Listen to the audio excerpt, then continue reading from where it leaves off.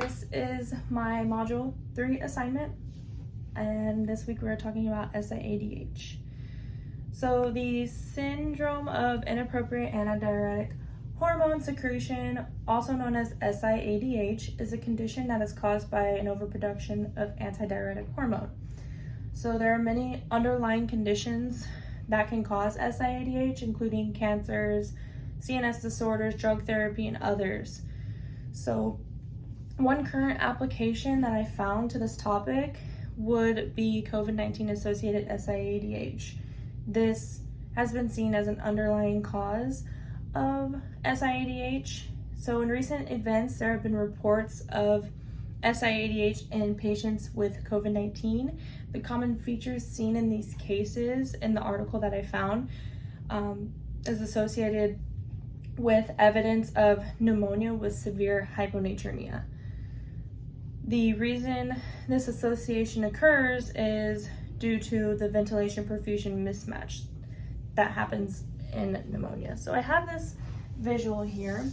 So we're surrounding the ADH secretion. Up here are normal reasons why ADH would be oversecreted. One including intravascular volume depletion, which activates the renin-aldosterone system. And then we have normal pain, stress, and emotions that leads to hypothalamo-hypophyseal axis activation, leading to the secretion of ADH, and then decreased intravascular osmolality. But here we're talking about the COVID association with it. So when a patient has the SARS-CoV-2 infection, it can lead to leukocyte activation or severe pneumonia. Severe pneumonia can then lead to ventilation perfusion mismatch, which causes the lungs to vasoconstrict, which then affects the heart where the left atrium is not filled adequately.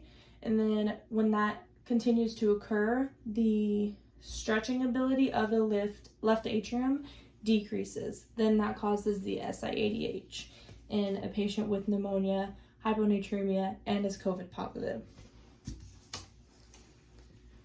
Common symptoms with SIADH is increased body weight and low urine output.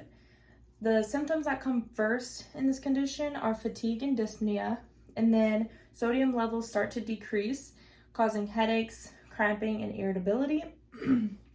The more hyponatremic the patient becomes, the more symptoms are going to develop and the more severe that they're going to be. So those symptoms can include lethargy, seizures, confusion, cerebral edema, muscle twitching, and even can go into a coma.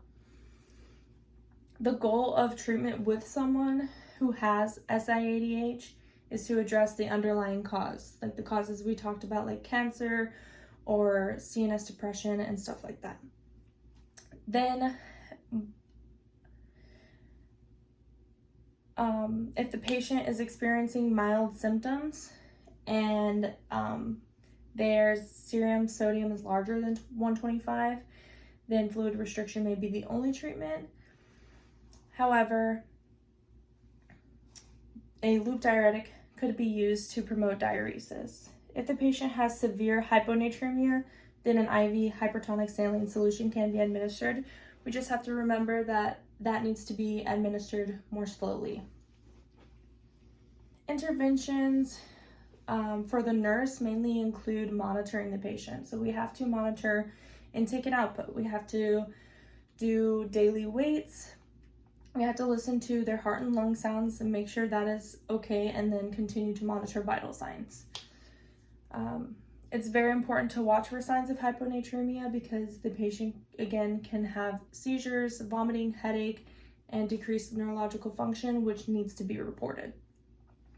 If the patient is suffering from chronic SIADH, then the nurse's responsibility is to help the patient self-manage. So teaching the patient how to take daily weights, teaching the patient how to watch for signs of fluid imbalance, and also teaching them how to restrict fluids like eating ice chips instead of drinking water.